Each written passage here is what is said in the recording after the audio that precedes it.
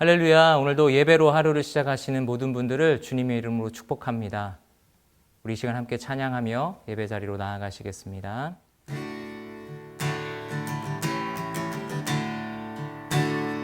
대산을 넘어 험곡에 가도 빛 가운데로 걸어가며 주께서 항상 지키시기로 약속한 말씀 변치 않네. 하늘의 영광 하늘의 영광 나의 맘속에 차고도 넘쳐 할렐루야를 힘차게 불러 영원히 주를 찬양하리. 캄캄한 밤에 다닐지라도 주께서 나의 길 되시고 나에게 밝은 빛이 되시니 길 잃어버릴 염려 없네. 하늘의 영광 하늘의 영광 나의 맘속에 차고도 넘쳐 할렐루야를 힘차게 불러 영원히 주를 찬양하리. 광명한 그 빛 마음의 바다 찬란한 천국 바라보고 할렐루야를 힘차게 불러 날마다 빛에 걸어가리. 하늘의 영광 하늘의 영광 나의 맘속에 차고도 넘쳐 할렐루야를 힘차게 불러 영원히 주를 찬양하리. 할렐루야를 할렐루야를 힘차게 불러 영원히 주를 찬양하리. 아멘. 그러므로 내 아들아, 그대는 그리스도 예수 안에 있는 은혜로 굳세어라. 그리고 그대는 많은 증인 앞에서 내가 말한 것을 들었으니 이를 신실한 사람들에게 맡겨라. 그러면 그들이 또 다른 사람들을 가르칠 수 있을 것이다. 그대는 그리스도 예수의 선한 군인답게 함께 고난을 받아라. 군 복무를 하는 사람은 아무도 자기의 사사로운 일에 얽매이지 않는다. 이는 자기를 군인으로 불러 모은 사람을 기쁘게 하기 위한 것이다. 또한 운동 경기를 하는 사람은 규칙대로 경기를 하지 않으면 월계관을 받지 못한다. 열심히 일하는 농부가 수확물의 첫 몫을 받는 것이 마땅하다. 내가 말하는 것을 곰곰이 생각해 보아라. 주께서 모든 일에 그대에게 총명을 주실 것이다. 내가 복음을 통해 전한 바와 같이 다윗의 자손으로 나시고 죽은 사람 가운데서 살아나신 예수 그리스도를 기억하여라. 그 복음으로 인해 내가 범죄자처럼 사슬에 매기까지 고난을 당할지라도 하나님의 말씀은 매이지 않는다. 그러므로 나는 택함을 받은 사람들을 위해 모든 것을 참고 견딘다. 이것은 그들 또한 그리스도 예수 안에 있는 구원을 영원한 영광과 함께 얻게 하려는 것이다. 이 말은 신실하다. 우리가 주와 함께 죽었으면 또한 주와 함께 살 것이다. 우리가 참고 견디면 또한 주와 함께 다스릴 것이다. 우리가 주를 부인하면 또한 주께서도 우리를 부인하실 것이다. 우리가 신실하지 못할지라도 그분은 언제나 신실하시다. 그분은 자신을 부인하실 수 없기 때문이다. 할렐루야. 12월 3일 금요일입니다. 오늘도 함께 하시는 모든 분들 주님의 이름으로 축복하고 환영합니다. 하나님의 병사, 농부, 경계하는 자라는 제목으로 오늘 말씀을 전합니다. 오늘 본문에서는 사도 바울이 사랑하는 제자 디모데에게 권면하고 있는 말씀을 보게 됩니다. 여기에서 바울은 세 가지의 틀을 예를 들며 디모데에게 가르침을 전하고 있는데요. 먼저 병사라는 직책을 이야기합니다. 그리고 이어 두 번째로 경계하는 자를 이야기하고요. 마지막으로 농부라는 직책을 말씀합니다.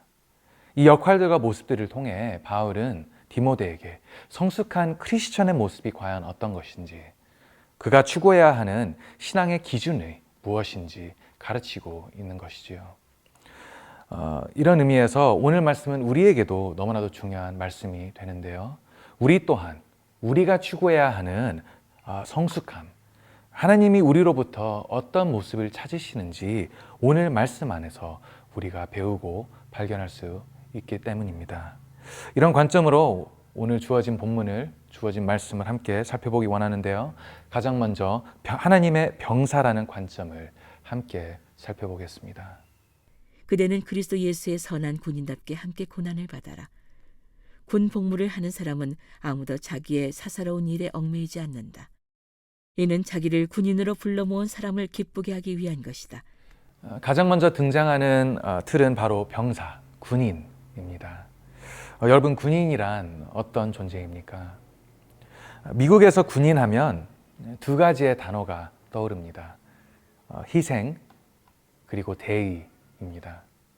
군인은 나라를 위해 자신의 희생을 마다하지 않지요.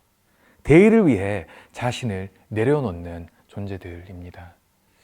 오늘 본문에서는 우리를 하나님의 군인, 하나님의 병사라고 이렇게 부를 때 바로 이런 가치관을 염두에 두고 말씀하고 있다는 것이죠.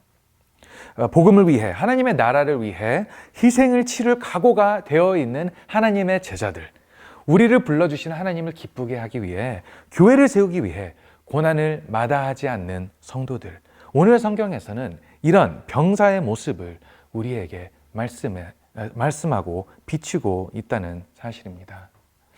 성도 여러분, 우리에게 이런 병사의 모습이 있습니까?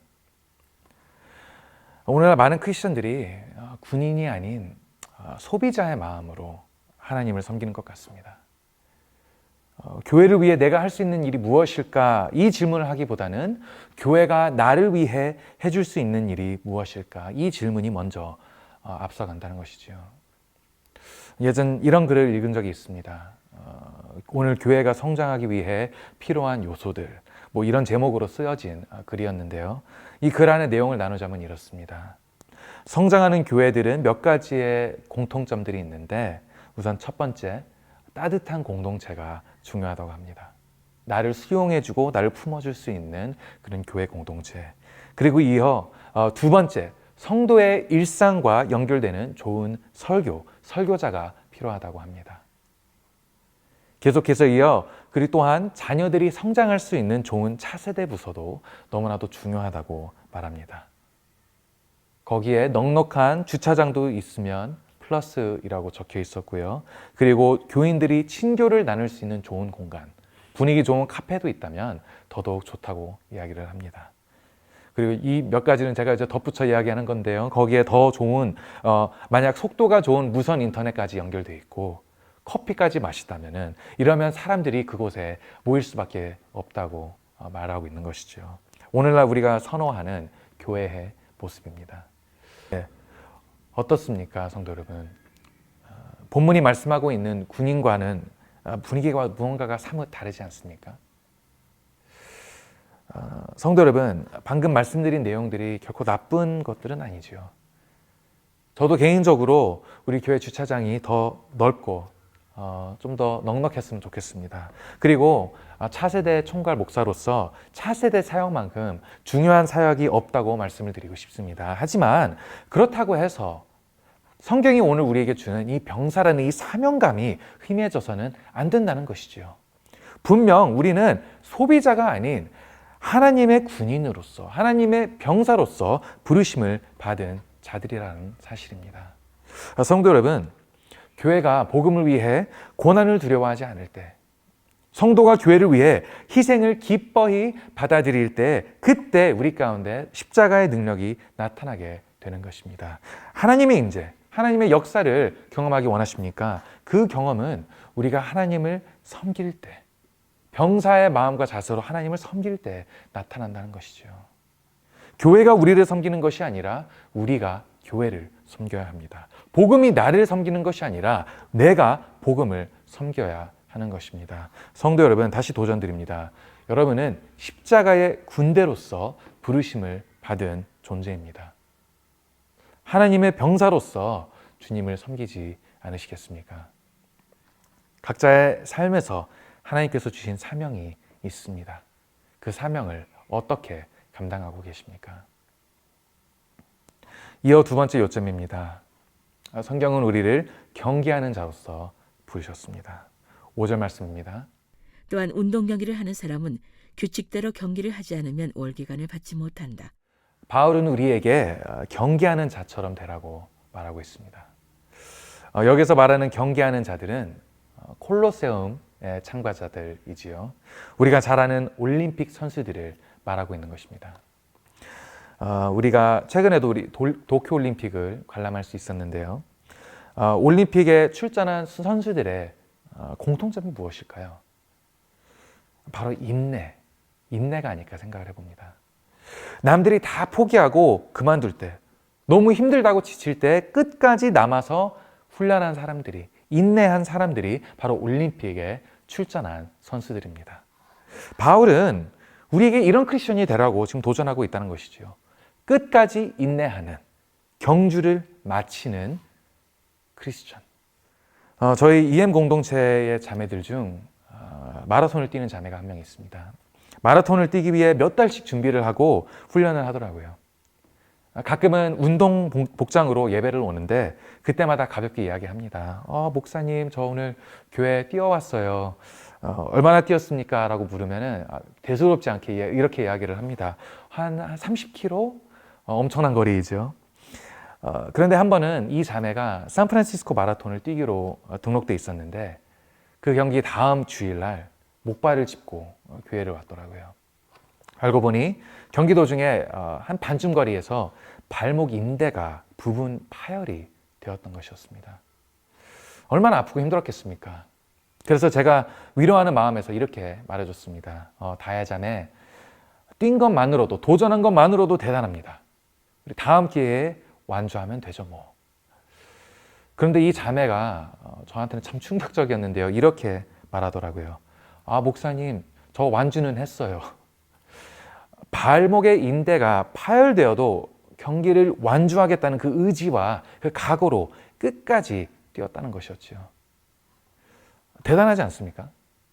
그 결과 이 자매는 경주를 마친 자들에게만 주어지는 그 마라톤의 메달을 자랑스럽게 목에 걸고 돌아왔던 것이죠. 성도 여러분, 오늘 본문이 말하는 경기는, 오늘 본문이 말하는 이 경기하는 자는 바로 이런 사람이 아닐까 생각해 보게 됩니다. 끝까지 포기하지 않고 경주 마치는 자. 우리에게도 주어진 사명도 똑같습니다. 우리에게 맡겨진 믿음의 경주를 인내하며 끝까지 완주하는 그런 신앙의 모습을 우리는 갖춰야 한다는 것이죠. 이런 맥락에서 5절 후반의 내용이 우리에게 또한 이렇게 도전하고 있습니다. 5절 후반에 적혀 있기를 또한 운동 경기를 하는 사람은 규칙대로 경기를 하지 않으면 월계관을 받지 못한다. 여러분, 이것이 무엇을 의미합니까? 규칙대로 경기를 해야 한다는 것은 이 경기에는 치트키가 없다는 것이죠. 쉽게 할 수 있는 지름길이 없다는 말입니다. 오로지 포기하지 않고 끝까지 뛰는 사람만 월계관을 받을 수 있다는 것이죠. 성도 여러분, 때로는 우리가 신앙생활을 좀 더 쉽게 하고 싶은 마음이 들 때가 있습니다. 아까 말씀드린 대로 적당하게 믿다가 적당한 시기에 천국 가면 좋겠다는 생각들이 분명 들 때가 있죠. 하지만 참된 신앙의 경주는 그렇게 할 수가 없습니다. 예수님이 걸어가신 길, 비아 돌로로사, 그 길은 고난의 길입니다. 예수님을 목표하고 있는 이 경주가 어떻게 쉽겠습니까? 우리는 복음을 위해 때로는 눈물을 흘리게 될 것이고 고난의 순간들을 겪게 될 것입니다. 하지만 그럼에도 불구하고 오늘 우리가 포기하지 않고 뛰어야 하는 분명한 이유가 있는데 그 이유는 바로 이 경주의 끝에 하나님이 우리를 위해 예비하신 월계관이 있기 때문이지요. 우리가 인생을 마치고 하나님 앞에 설 때 주님이 우리를 맞이하면서 잘하였도다 선한 종아, 이 부르심을 받는 그 놀라운 은혜, 이 은혜가 오늘 우리가 목표하고 있는 위대한 상입니다. 빌립보서 3장 13절 14절 말씀에 이렇게 적혀 있습니다. 형제들이여, 나는 그것을 붙잡았다고 생각하지 않습니다. 그러나 이 한 가지만은 말할 수 있는데 곧 뒤에 있는 것은 잊어버리고 앞에 있는 것을 붙잡으려고 그리스도 예수 안에서 하나님께서 위에서 부르신 그 부르심의 상을 위해 표대를 향해서 쫓아갑니다. 여러분, 우리 모두가 믿음의 경주를 뛰고 있습니다. 이 경주가 얼마나 힘든지요. 다시 말씀드리지만 이 경주 도중 우리는 어려운 일들도 만나게 되고 지치는 순간들도 분명 찾아오게 될 것입니다. 하지만 포기하지 마십시오. 주님이 우리를 위해 면류관을 들고 기다리고 계십니다. 바울의 인생의 마지막 순간에서 고백한 말이 있습니다. 이 고백이 우리의 고백이 되길 원하는데요. 디모데후서 4장, 나중에 발견하게 될 말씀이겠지만 디모데후서 4장 7절에서 8절 말씀입니다. 나는 선한 싸움을 싸우고 나의 달려갈 길을 마치고 믿음을 지켰으니 이제 후로는 나를 위하여 의의 면류관이 예비되었으므로 주 곧 의로우신 재판장이 그날 내게 주실 것이며 내게만 아니라 주의 나타나심을 사모하는 모든 자에게 도니라. 아멘. 사랑하는 성도 여러분, 경주하는 자처럼 되십시오. 이 고백이 우리의 고백이 되기를 원합니다. 면류관을 받는 귀한 주님의 일꾼들이, 경계하는 자들이 되기를 축복하고 소망합니다. 열심히 일하는 농부가 수확물의 첫 몫을 받는 것이 마땅하다. 내가 말하는 것을 곰곰이 생각해 보아라. 주께서 모든 일에 그대에게 총명을 주실 것이다. 마지막 요점입니다. 성경은 우리에게 농부 같은 자가 되라고 도전하고 있습니다. 아실 분들은 아시겠지만 제가 덴버 신학교에서 목회 석사 학위를 받았습니다. 이 부분에 있어 제가 나름 자부심이 있는 이유가 덴버 신학교는 중부 지역에서 가장 좋은 신대원 중 하나이기 때문입니다. 그런 만큼 중부 지역에 있는 많은 신학생들이 우리 덴버 신학교 학교로 지원을 하더라고요. 그런데 중부 지역이라면 어떤 지역입니까? 캔자스, 미조리, 네브라스카, 와이오밍 등 농업이 발달된 지역들입니다. 그러다 보니 자연스레 농부 출신들이 우리 학교를 많이 찾아오더라고요.